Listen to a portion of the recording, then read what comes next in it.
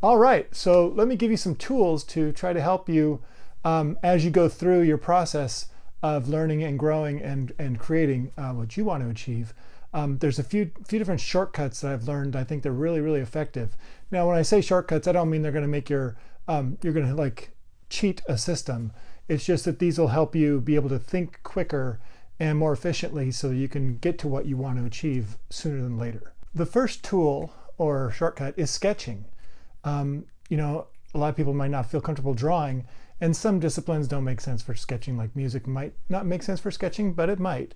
But basically, it's just an idea of being able to get all of your ideas down that you're thinking in a way that is visible and concrete, but doesn't have to be as perfect and doesn't be perfection. It really can, you can make things, smaller, bigger, depending on the size that you need.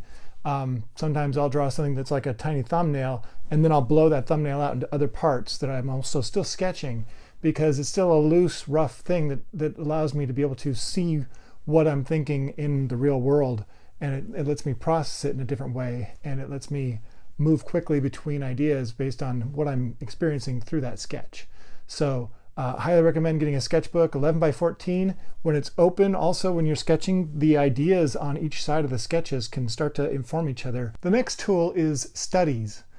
Basically, this is where you zoom in or blow out a particular part of your creation, what you're trying to achieve, and you want to just like explore a certain part and see how things work. If you're doing music, it might be exploring the melody or the verse or the bridge or the chorus, and you might do several choruses and just keep trying each chorus multiple times before you determine which one's going to be the one to go forward with. Same thing with painting. You might have a large painting, and you might want to like kind of zoom in on a particular area and see how do you want the light and shadow to play off.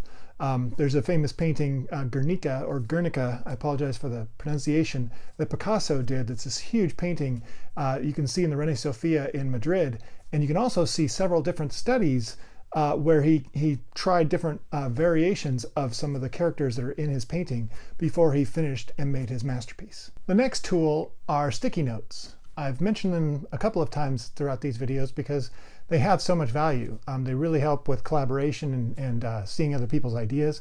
They also help you get your ideas out. I mentioned, we tend to be in nonlinear thinking mode when we're creative, so getting them written down, they might not be linear at this point in time, so you might need to use them to be able to organize your thinking and organize your thoughts as you get them out. This lets you spit them out as quickly as possible, get them into a tangible form, and then be able to manipulate them in ways that will help you. They can help with problem solving, they can help you create like flows and ideas, they can help you prioritize, they can help you categorize, they can help you do all kinds of different things because they're basically just taking your thoughts and making them tangible and then being able to use them the way that's most effective for you, as well as seeing the big picture. Another great tool is journaling. Just basically having a journal and writing down your thoughts. I love to do this when I need to take action and I don't know exactly what to do next. Post-it notes definitely can work, but also just having a notebook and just starting to write down what you're thinking. And sometimes you start with thinking what's on your mind because it's kind of in the way. I've mentioned this idea of sometimes your brain kind of like it's a linear flow and you want to get to that nonlinear thinking. Sometimes it helps to just kind of get out whatever's on your mind first and then kind of transition into what it is that you're trying to achieve. And journaling allows you to kind of just think roughly, kind of like sketching, but in a verbal way. So you can just think about like, what do I want to achieve? What do I want it to be? Or what do I not want it to be? You can just start to like allow yourself to kind of have some free thinking before, and it just kind of like allows your mind to just kind of get things out of the way and make room for more. Related to that idea of getting things out, I want to share with you an exercise I learned from Julia Cameron, I believe in the book The Artist's Way. And I don't think she had a title for it. I think she just called it Breaking Through Barriers. I like to call it the creative agreement because to me you're kind of making an agreement with your creativity. But the first step is to basically just write out everything that you resent and just kind of allow yourself to just get it all out. Accept the idea that part of your brain has a lot of resentment, and that's okay. You don't have to act on it, but you have it. Why not just let it out of your brain and get it out on paper? Eventually you can burn or throw that paper away. But get all your resentments out first. And then get out all your fears because you got a lot of them. They're there. Let them out just like the resentment. And again, do it again. You didn't get them all. The third step is actually to get more fear out because there's fears of every single little nook and cranny. And the more you can get it out, the clearer you can get your mind. So after you've written your resentments, your fears, now the idea is to try and explore what benefits might you be getting from whatever it is that you're afraid of doing in your creativity, or the next action steps you want to take that you feel if you feel like you're blocked.